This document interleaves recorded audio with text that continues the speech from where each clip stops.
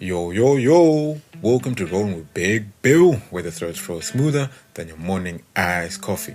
Alright then, you ever looked at someone and thought, damn, you've become everything that I hoped for, and somehow that's not enough for us? No drama, no villain arc, just two people doing what we say we all want, growing. But here's the catch, not all growth happens together, and sometimes the person that helps you become the best version of yourself isn't meant to be in the final picture. Let me tell you about Lucas and Madison. You ready to go? Let's go, let's go. They met at Notting Hill Carnival. Lucas had on some dusty S Jordans, a vest 2 sizes too big for him, and wore too much cologne for someone that was dancing under the sun. If you know about Carney, you know that it's a sweat bath, so I suggest you properly, protect yourself, you get me? And if you come out there not sweaty, you've done it wrong. Madison, she was cool, clean, her waist was moving like music was built into her bones. She had shades on like she didn't have no time for no foolishness, man. But somehow, she made time for him. He offered her a sip of his Magnum.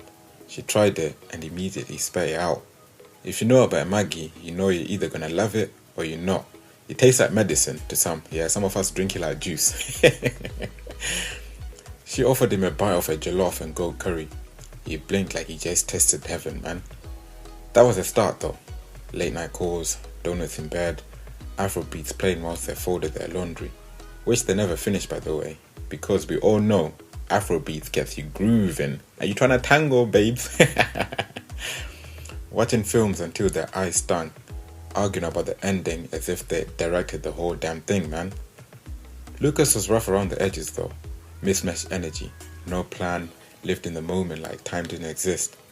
But Madison, she liked chaos, because underneath it there was warmth, genuineness, a spark she hadn't felt for such a long time.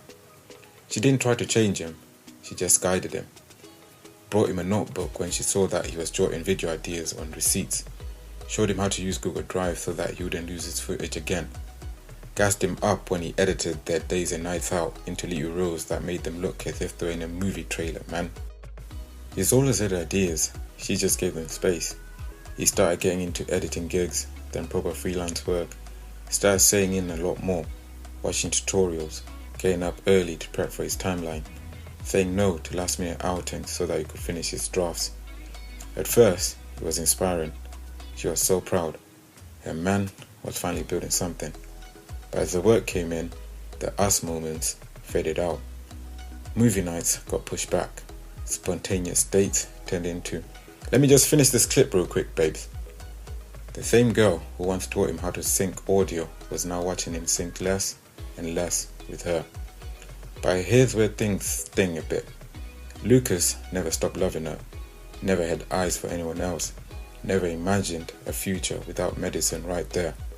She was his piece, his proof that he could still grow and still be held. He believed and genuinely believed whatever comes next, she'll be there right next to him. He didn't notice when she started sitting quietly on the sofa instead of cuddling him. Didn't clock how she stopped sending him memes that they used to laugh about. Didn't realize how slowly she was becoming a side character in the life she helped build. Then came the offer, a short-term placement in Berlin. A crew was filming a little short docu-series, a big bloody deal. He was excited, nervous, but mostly proud. Madison smiled, said all the right things, but something in her eyes looked distant. They had dinner a few nights before he left, sat across from each other with so much unspoken between them, he could have filled the room. And then she asked it, soft, almost like she didn't want the answer. Do you think we're still us? Lucas paused, caught off guard.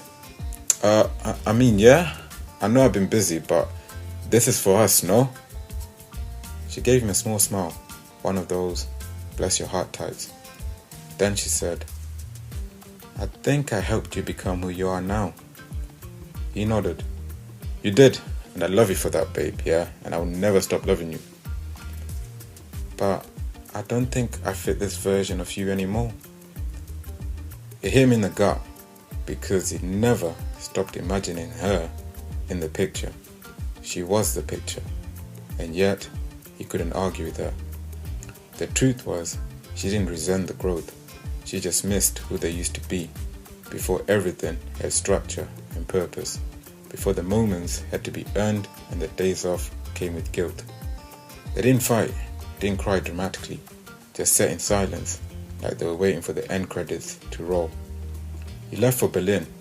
They hugged at the station, tight, familiar. She gave him a donut.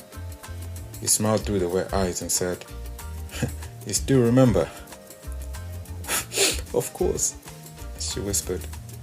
"I just don't think I belong in your next scene."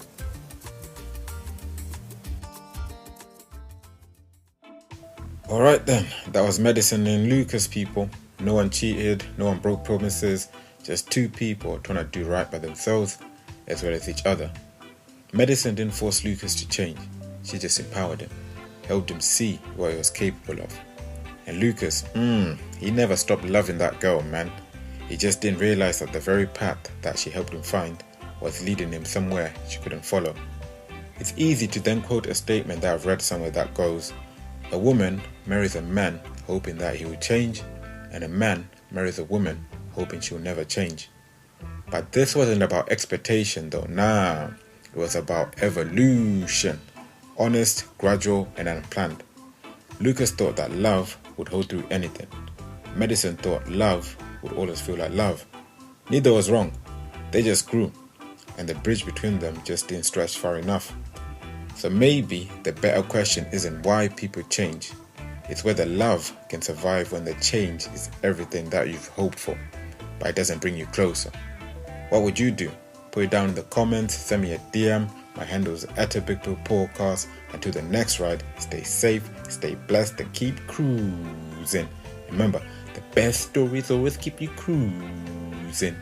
Just be you.